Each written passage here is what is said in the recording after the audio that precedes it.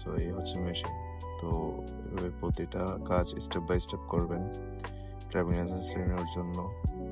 ঠিক আছে, তো এখানে কয়েকটা স্টেপ দেওয়া আছে, যে আপনার পুরনো ড্রাইভিং লাইসেন্স নাম্বার এবং রোড পারমিট যে নাম্বারটা আছে ওইটা, তারপর হচ্ছে আপনার ডেট অফ বার্থ, এগুলো কিছু সংখ্যক যে ইনফরমেশন লাগে ওইটা দিয়ে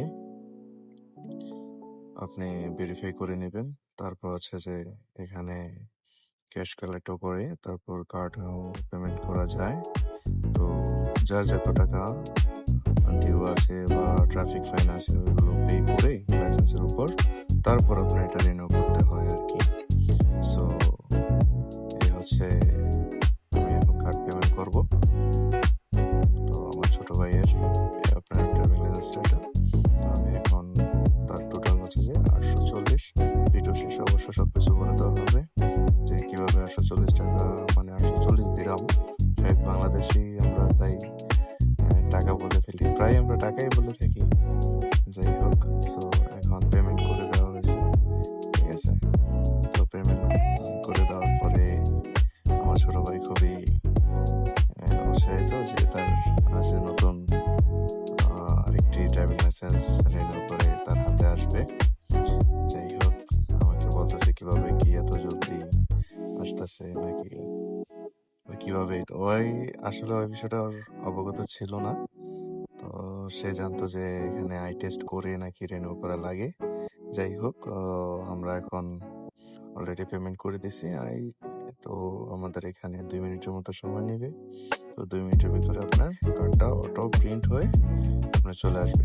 ঠিক আছে,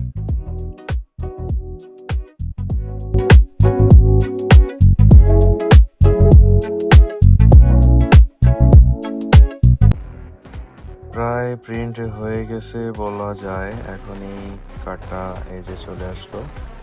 ঠিক আছে, নিউ ড্রাইভিং লাইসেন্স। ঠিক আছে, তো আমার ছোট ভাই অনেক খুশি। যাই হোক, আপনারা দোয়া করবেন তার জন্য, আর অবশ্যই ফিডব্যাক দিবেন।